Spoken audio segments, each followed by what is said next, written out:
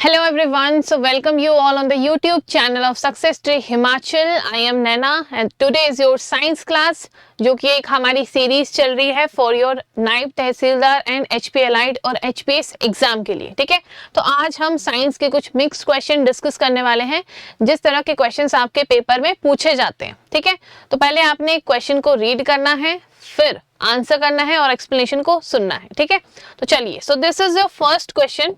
ठीक है, पहले क्वेश्चन को रीड करो और देखो कि आपसे करेक्ट पूछा है, इनकरेक्ट पूछा है या क्या पूछा है। ठीक है, देखिए पूछा गया है that which of the following methods be applied for the prevention of corrosion. ठीक है, कोरोजन को रोकने के लिए किन मेथड्स को हम अप्लाई कर सकते हैं, यूज कर सकते हैं। ठीक है, तो आपने देखना है, पहला ऑप्शन दिया है पेंटिंग, दूसरा गैल्वेनाइजेशन, ठीक है गैल्वेनाइजिंग, थर्ड है आपका क्रोम प्लेटिंग।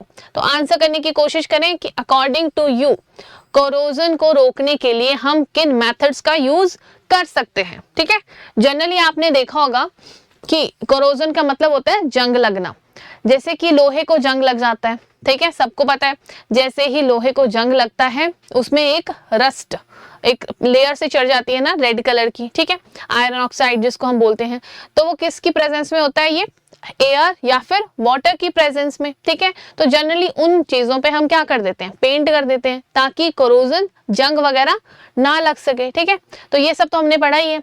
और एक और क्वेश्चन आपके पेपर में पूछा जाता है कि जब जंग लगता है लोहे को, ठीक है, तो उसका वेट जो है वो बढ़ जाता है या फिर कम हो जाता है। तो ये भी पहले आप सोचें क्या होता है आंसर।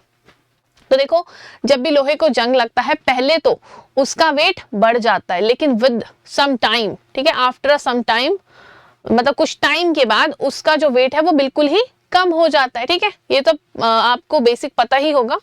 तो होपफुली अब तक आपने इस क्वेश्चन के बारे में भी ध्यान से सोच लिया होगा और आंसर भी सोच लिया होगा। ठीक है, गैल्वेनाइजेशन के बारे में तो आप पढ़ते ही हो और हर साल पेपर में क्वेश्चन आपको देखने को मिलता ही है गैल्वेनाइजेशन से। ठीक है, कि एक लेयर चढ़ा दी जाती है उसके ऊपर ताकि कोरोजन ना हो सके। तो answer will be your option number D. तीनों की तीनों स्टेटमेंट्स एकदम करेक्ट हैं। ठीक है, कोरोजन को रोकने के लिए हम तीनों मेथड्स को अप्लाई कर सकते हैं। पेंटिंग का सबको पता है, पेंट कर दो। ठीक है, दूसरा है आपका iron steel with a layer of zinc, मतलब आयरन या फिर स्टील के ऊपर एक जो लेयर होती है जिंक की, उस पे वो चढ़ा दो। ठीक है, एक होता है क्रोम प्लेटिंग, ठीक है, electroplating a thin layer of chromium onto a metal object for a decorative and protective finish। ठीक है, मतलब किसकी लेयर चढ़ा दो, क्रोमियम की एक पतली सी लेयर चढ़ा दो। ठीक है, जिससे हम इसको कोरोजन से बचा सकते हैं। तो अगर आपसे कभी भी पेपर में इस तरह का क्वेश्चन बने तो आंसर ध्यान रखना। ठीक है, चलिए नेक्स्ट क्वेश्चन। ये भी इस तरह का भी क्वेश्चन आपने बहुत एग्जाम्स में देखा होगा। इसमें आपसे पूछा गया है that athlete foot is a disease which is caused by bacteria, fungus, protozoan या फिर नेमाटोड। जी, आपको क्या लगता है जो एथलीट फुट डिजीज होता है वो किसके कारण होता है, चलिए बताएं जरा। आपको पता है हेल्थ एंड डिजीज का जो चैप्टर है एग्जाम पॉइंट ऑफ व्यू से बहुत इंपॉर्टेंट है। एक दो क्वेश्चन तो आपको देखने को मिलते ही मिलते हैं। ठीक है, तो देखिए athlete foot, it is a type, it is due to fungus. ठीक है, देखिए athlete foot medically known as tinea pedis. ठीक है, tinea pedis and it is common fungal infection of the skin on the feet.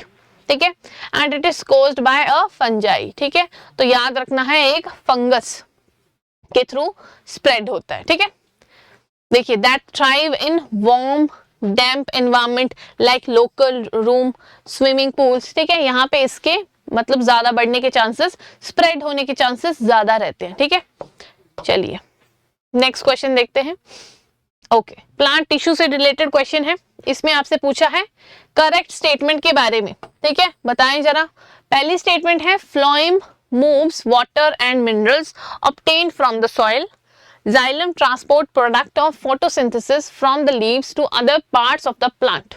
Okay, ध्यान से question को read करो फिर आंसर करो। करेक्ट स्टेटमेंट बतानी है आपने। तो देखो, अगर आपने ये क्वेश्चन ध्यान से पढ़ा तो आपको लग गया पता कि ये दोनों की दोनों इनकरेक्ट है, गलत है। क्यों? क्योंकि इंटरचेंज करके लिखी हुई है। क्योंकि आप सभी को पता है जाइलम का फंक्शन क्या होता है।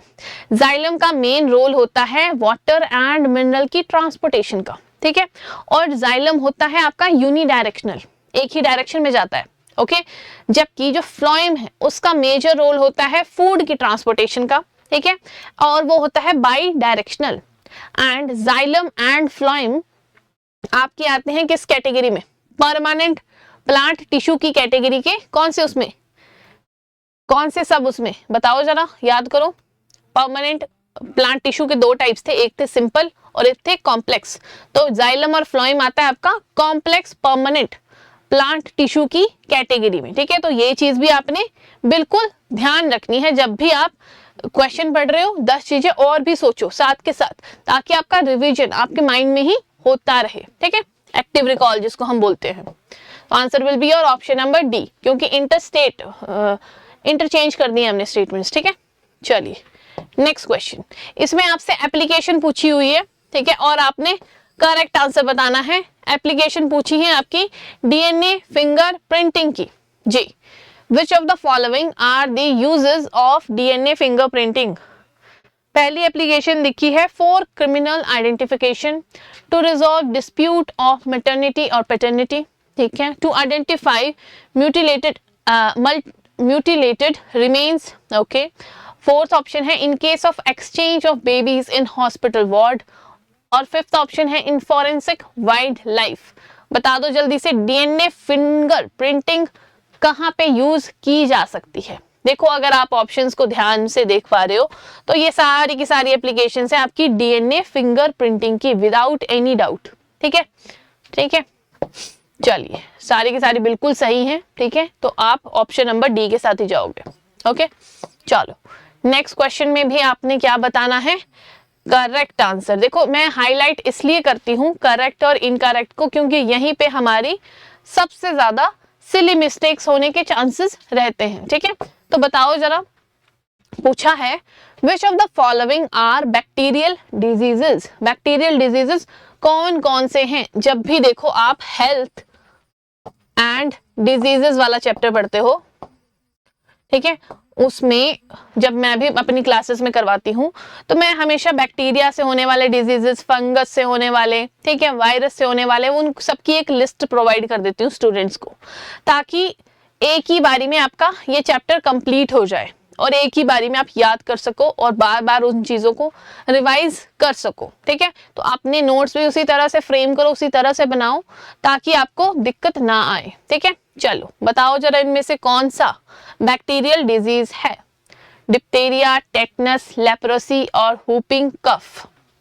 जो भी लगता है पहले सोचो खुद से, उसके बाद आंसर करना है, ओके। आई एम अज्यूमिंग आपने अब तक सोच लिया होगा अपना आंसर, ठीक है। आंसर होगा आपका ऑप्शन नंबर डी, यानी कि चारों की चारों बिल्कुल करेक्ट हैं, ठीक है। सारे के सारे बैक्टीरिया से ही होते हैं, ठीक है। चलो एक और टर्म आपके पेपर में बहुत ज्यादा बार देखने को मिलती है, पूसा डिकम्पोजर के बारे में।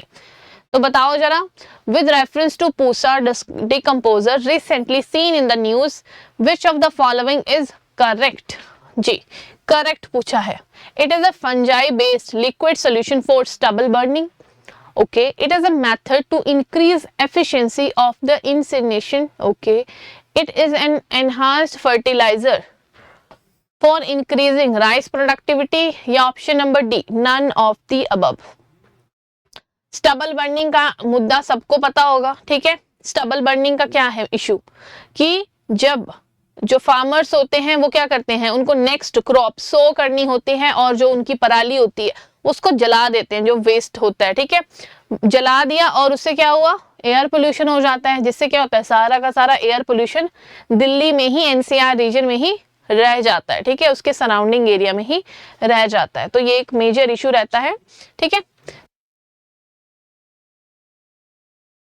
पूसा डिकम्पोजर से रिलेटेड कौन सी स्टेटमेंट सही है?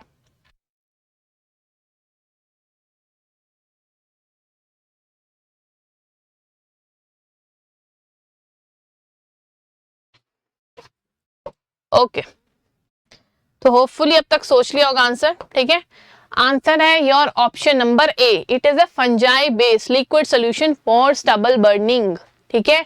देखो it is a bio enzyme developed by your IARI, Indian agriculture research institute बताना है आपने मुझे कमेंट सेक्शन में कहाँ पे है ये।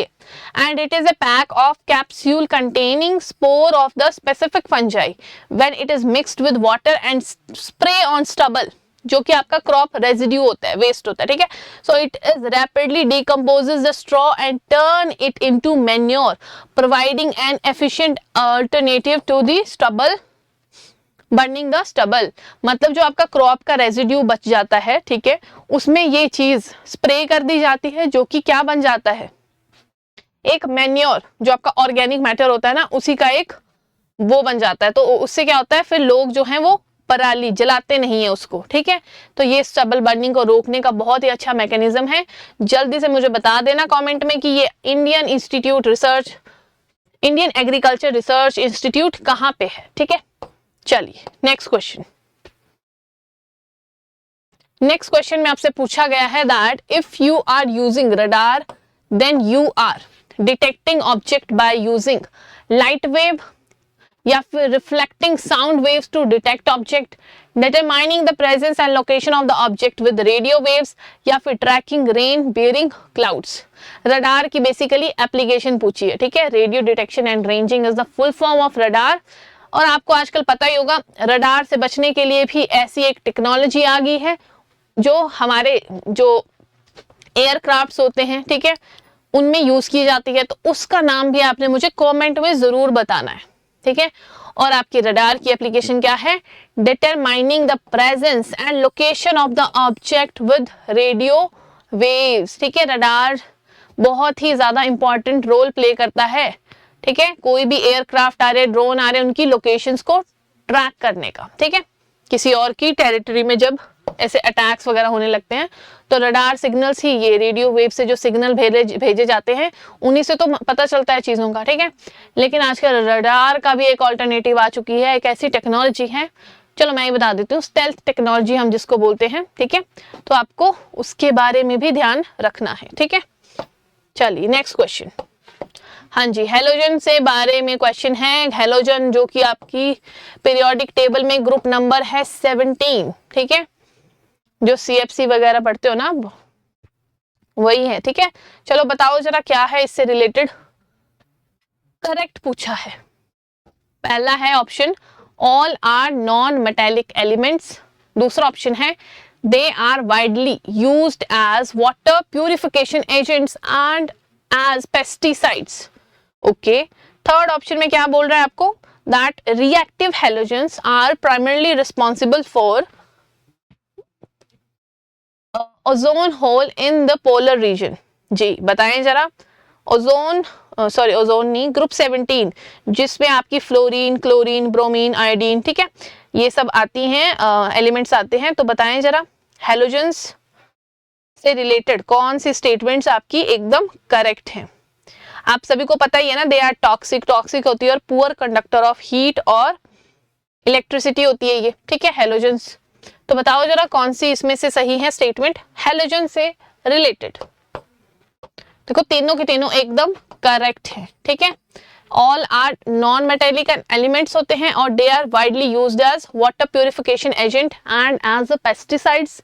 और हेलोजेंस जो होती है ये रिएक्ट करती हैं, ठीक है, और ओजोन होल के लिए प्राइमरी रिस्पॉन्सिबल भी हैं, ठीक है। चलिए, होपफुली पेरियोडिक टेबल का थोड़ा थोड़ा आपको आइडिया होना चाहिए, ठीक है। जैसे CFC वगैरह के मैंने बारे में बताया था ना, and other halogens compound release chlorine and bromine atoms, ठीक है, इन द एटमॉस्फेयर, इसमें स्ट्रेटोस्फेयर में, जो कि with catalytically destroy ozone molecule causing ozone hole, ठीक है। कैटालिस्ट का मतलब होता है कि रिएक्शन को फास्ट कर देती है, ठीक है। चलो गुड, नेक्स्ट क्वेश्चन पे चलते हैं अब, ठीक है। देखिए नेक्स्ट में आपसे पूछा गया है दैट ओके, करेक्ट स्टेटमेंट बतानी है आपने बोस आइंस्टाइन कंडेंसेशन के बारे में, ठीक है। आपने स्टेट्स ऑफ मैटर के बारे में पढ़ा है, ठीक है। कुछ बच्चों को अभी तक लगता है कि हमारे पास सिर्फ 3 स्टेट्स ऑफ मैटर है, जो कि गलत बात है, ठीक है। 5 स्टेट्स ऑफ मैटर है आपके पास। सॉलिड, लिक्विड, गैस के बारे में सबको पता है। 4th one is your plasma and the 5th one is your Bose Einstein condensation. और इसमें आपसे करेक्ट पूछा है, जबकि पहली स्टेटमेंट ही करेक्ट है, that it is the 5th state of matter, ठीक है। बिल्कुल सही बात है। Fifth state of matter is this your Bose Einstein condensation. ठीक है, अगर प्लाज्मा की मैं बात करूं फोर्थ स्टेट ऑफ मैटर की, तो वो उसको कैसे ऑब्टेन किया जा सकता है, जब टेम्परेचर बहुत ज्यादा हो। ठीक है, और इसको उसका उल्टा कर दो, बहुत कम हो। ठीक है, देखो यहां से देखो, it is a state of matter formed when a gas of boson is cooled to temperature very close to absolute zero. ठीक है, under such condition a large, बाकी इतना आपको ध्यान देने की जरूरत नहीं है। ठीक है, बस इतना सा याद रख लो कि fourth state of matter plasma है और फिफ्थ आपका बोस आइंस्टाइन कंडेंसेशन है। और इसको कैसे ऑब्टेन किया जा सकता है, जब आपका temperature cool to temperature very close to the absolute zero. ठीक है, और प्लाज्मा इसका ऑपोजिट है। ओके, चलिए नेक्स्ट क्वेश्चन पे चलते हैं। ठीक है, इसमें आपसे एप्लीकेशन पूछी है, देखिए, geospatial technology is often in news, it has application in which of the following areas. इसमें आपने बताना है correct answer. Land use and land cover analysis, early warning and response during the disaster, mapping soil erosion instantly, mapping and analysing spread pattern of infectious diseases. जी चलो, hopefully अब तक सोच लिया होगा। ठीक है, तो देखो ये सारी की सारी एप्लीकेशंस हैं आपकी जियोस्पेशियल टेक्नोलॉजी की। ठीक है, चलो ओके, नेक्स्ट क्वेश्चन। इसमें भी देखो क्या पूछा है आपसे, करेक्ट स्टेटमेंट के बारे में। पहली स्टेटमेंट है dissolved oxygen in water is low as compare to the amount of oxygen in the air. मतलब डिसॉल्व्ड ऑक्सीजन जो है वो वाटर में लो होती है और अमाउंट ऑफ ऑक्सीजन एयर में ज्यादा होती है। पहली स्टेटमेंट ये बोल रही है। दूसरी बोल रही है rate of breathing in aquatic organism is slower. Okay, मतलब जो पानी में रहते हैं जीव, ठीक है, एक्वेटिक एनिमल्स या एक्वेटिक जो आपके ऑर्गेनिजम्स होते हैं, उनमें ब्रीदिंग रेट स्लो होता है as compare to terrestrial organisms जो कि लैंड पे रहते हैं, उनके अकॉर्डिंग। बताओ जरा अब आंसर क्या होगा, सोचिए फिर आंसर बताएं। ठीक है, देखो पहली स्टेटमेंट तो ठीक है कि ऑक्सीजन का जो अमाउंट है वो एयर में ज्यादा है as compare to water, but दूसरी स्टेटमेंट गलत है, क्योंकि आपने देखा होगा मछली को जैसे ही आप पानी से बाहर लगाते हो कैसे वो फड़फड़ाती है। ठीक है, क्यों? क्योंकि उसका ब्रीदिंग रेट बहुत फास्ट होता है। तो इससे क्या पता चलता है कि जो एक्वेटिक एनिमल्स हैं उनमें ब्रीदिंग रेट ज्यादा होता है, फास्ट होता है as compare to your terrestrial organisms, ठीक है, जो लैंड पे रहते हैं उनके अकॉर्डिंग कंपेयर टू देम। और एक और चीज आपसे पूछती हूँ कि कोल्ड वाटर में ऑक्सीजन लेवल ज्यादा होता है या फिर हॉट वाटर में? ये आंसर आप मुझे कमेंट सेक्शन में जरूर बताओगे कि हॉट या फिर कोल्ड वाटर में ऑक्सीजन लेवल किसका ज्यादा होता है, ऑक्सीजन लेवल किसका ज्यादा होता है। ठीक है, हॉट में होता है या कोल्ड वाटर में? ये आंसर आप मुझे कमेंट सेक्शन में जरूर बताओगे। ठीक है, चलिए नेक्स्ट क्वेश्चन। इसमें भी आपसे करेक्ट आंसर पूछा है, लिखा गया है that which of the following are the base quantities as per the SI international system of unit, mass, length, charge और टेम्परेचर। इनमें से आपका एसआई यूनिट कौन से हैं? फंडामेंटल यूनिट्स कितने हैं हमारे? 7। ठीक है, तो बता दो भाई इनमें से कौन से हैं और कौन से नहीं हैं।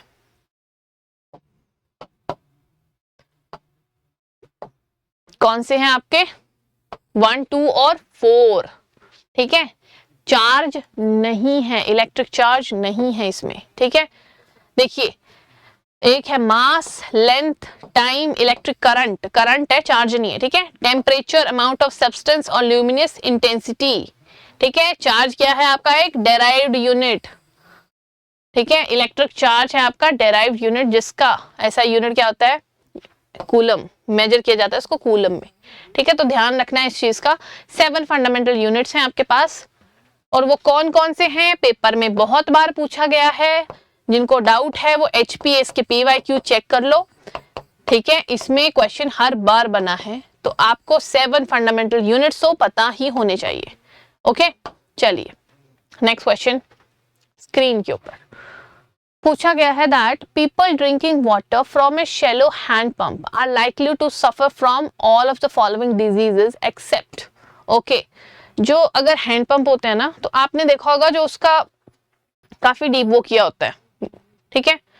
तो आपने देखा होगा जो शैलो, जिनका जो गड्ढा वगैरह होता है वो बहुत ही शैलो रखा हो, ठीक है, ज्यादा डीप नहीं किया गया हो, वहां पे कुछ डिजीजेस होने की प्रोबेबिलिटी ज्यादा होती है, क्योंकि ग्राउंड वाटर आप अगर आपको एक्सट्रैक्ट करना है तो अच्छा खासा आपको डीप होल वहां पे करना पड़ेगा, अदरवाइज क्या होगा, बहुत सी बीमारियां होने के चांसेस रहते हैं, ठीक है। तो आपसे पूछा गया है कि अगर शैलो हैंडपंप होगा तो उससे कौन कौन सी बीमारियां होने के चांसेस ज्यादा रहते हैं। तो पहले तो आपको पता होना चाहिए कि वाटर बॉर्न डिजीजेस होते कौन से हैं, जो पानी कंटेमिनेटेड वाटर कंज्यूम करने से होते हैं, ठीक है। तो आप पहले 3 देख लो, कॉलरा, टाइफाइड, जॉन्डिस, ये तो आपने सुने होंगे कि ये तो वाटर बॉर्न डिजीजेस ही हैं, लेकिन फ्लोरोसिस नहीं है, ठीक है। ये तो आपके दांतों में जो दांत खराब वगैरह हो जाता है ना, फ्लोरोसिस की उससे ज्यादा, ठीक है, कंजम्पशन से ज्यादा, तो ये उससे एसोसिएटेड है, ये इससे कोई लेना देना नहीं है, ठीक है। बाकी ये सारे के सारे आपके कंटैमिनेटेड वाटर कंज्यूम करने से हो सकते हैं, ठीक है। चलिए नेक्स्ट क्वेश्चन देखो, ये भी आपका प्रीवियस ईयर क्वेश्चन है, PYQ है, ठीक है, HPS का पूछा गया है आपसे। The major chemical compound found in kidney stone is, kidney stone में कौन सा केमिकल कंपाउंड आपका पाया जाता है, बताएं जरा। Urea, calcium carbonate, calcium oxalate, calcium sulphate. Calcium oxalate, ठीक है, भूलना नहीं है। Kidney stones are hard deposit made up of minerals and salt that form inside the kidney. देखा है ना आपने, बहुतों को होता है, ठीक है, कैल्शियम ऑक्सलेट के बने होते हैं, and these form when urine containing high level of calcium oxalate and other crystal forming substances. Urea is the waste product in urine, not a stone component. ये स्टेटमेंट्स भी आपने ध्यान रखनी है, ठीक है, जो बोला है यहाँ पे। ओके, अगला question, antigen is substances which.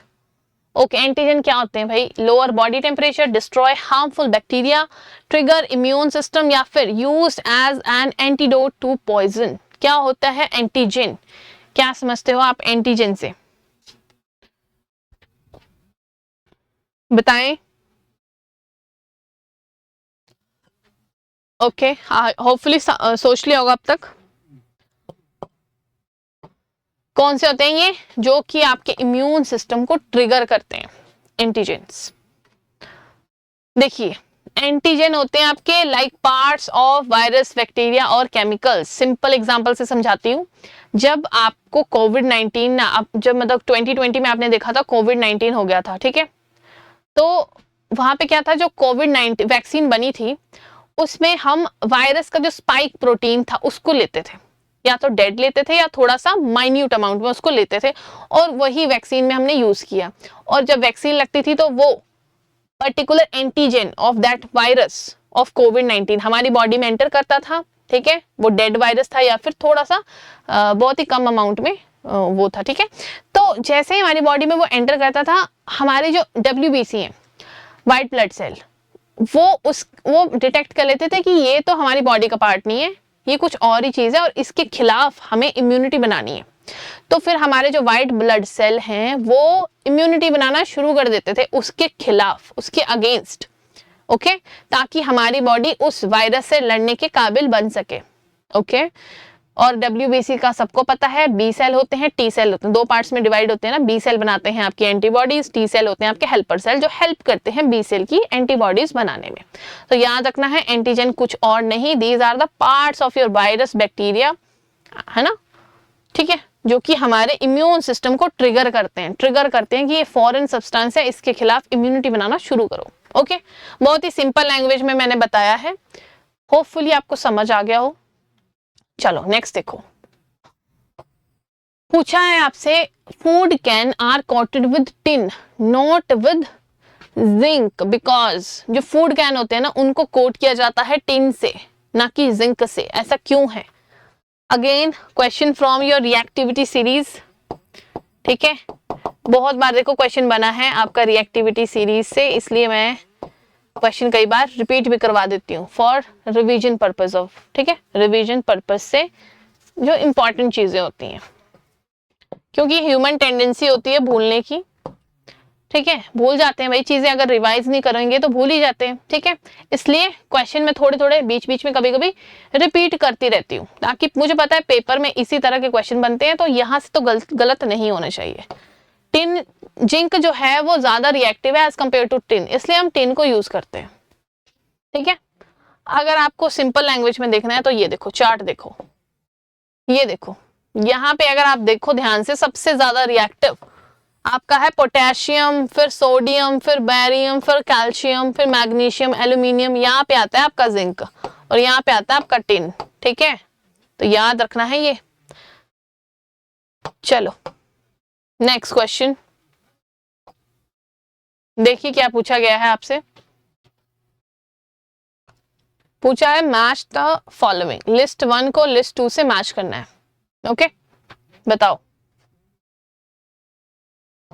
करो जरा match. Blue vitriol, Epsom salt, baking soda, caustic soda, ठीक है। Option number D will be the right answer.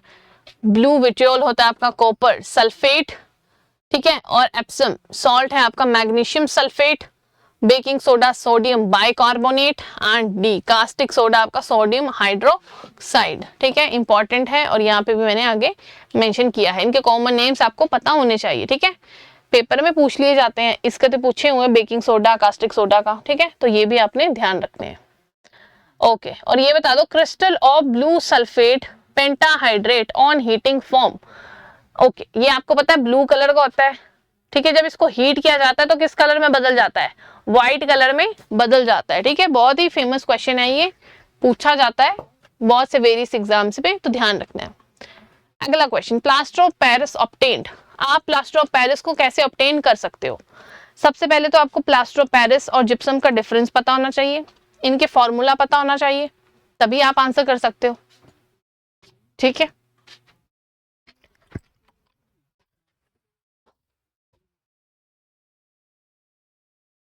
देखो हम ऑब्टेन कर सकते हैं by heating gypsum to 373 kelvin, ठीक है, ये रहा आपका पूरा का पूरा केमिकल रिएक्शन, ठीक है।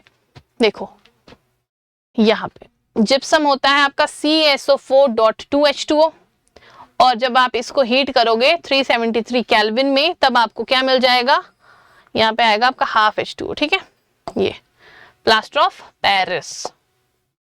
और यहाँ भी देखो by heating gypsum gives you plaster of Paris, और by adding to water to plaster of Paris give you back gypsum, तो ये भी आपने ध्यान रखना है। चलो last question of the day, आपसे पूछा गया है that bleaching powder gives smell of chlorine because it unstable है, chlorine on exposure to atmosphere, mixture of chlorine and slack lime contain excess of chlorine. हाँ जी भाई बताओ जरा, ब्लीचिंग पाउडर आपको क्लोरीन जैसी स्मेल क्यों देता है। क्योंकि जब इसको एक्सपोज किया जाता है एटमॉस्फेयर में, ठीक है, इसलिए ये पूरी की पूरी रिएक्शन रहती है। देखिए ये रिएक्शन, ठीक है, bleaching powder plus carbon dioxide, जैसे ही इसको एटमॉस्फेयर में लाया गया और कैल्शियम कार्बोनेट बनता है और क्लोरीन गैस भी आपको वहां पे देखने को मिलती है, ठीक है।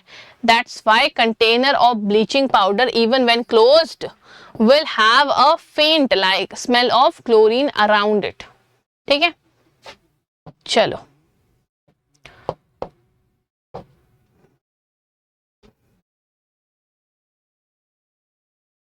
चलिए, so this was it from my side. Hopefully you like today's session and do like, share and subscribe to our YouTube channel. जिन्होंने अभी तक भी सक्सेस ट्री हिमाचल के YouTube चैनल को ज्वाइन नहीं किया है तो चैनल को ज़रूर ज्वाइन कर लें, ठीक है, ताकि आपको सारी की सारी वहाँ पे अपडेट्स मिलती रहें। और एक बार मैं अपना थोड़ा टाइम टेबल शेयर कर देती हूँ आपको सक्सेस ट्री हिमाचल का, ताकि आपको एक आइडिया लग सके कि हमारे चैनल में और भी कौन कौन सी क्लासेस रहती हैं, ठीक है। तो जैसे आपको पता होगा मॉर्निंग में 10:15 से हमारी क्लासेस शुरू हो जाती हैं। 10:15 पे आपका करंट अफेयर कवर करवाया जाता है योगेश सर के द्वारा। डेली करंट अफेयर होता है, उसमें MCQs भी आजकल इंक्लूड किए गए हैं ताकि आपका रिविजन होता रहे। उसके बाद आपकी आरंभ सीरीज शुरू होती है 11:30 to 12:30, ओके। उसके बाद आपकी ये 5 5 PM क्लास रहती है, ठीक है, लाइव क्लास होती है, और तो कई बार रिकॉर्डेड भी चलती है कई बार, ठीक है। तो ये चीज़ें आपने ध्यान रखनी है, और बाकी हमारे यूट्यूब चैनल को भी ज़रूर ज्वाइन कर लेना है। And so thank you very much everyone, take care, and मिलते हैं फिर नेक्स्ट सेशंस में। Okay, do like share and subscribe to our YouTube channel. Thank you so much.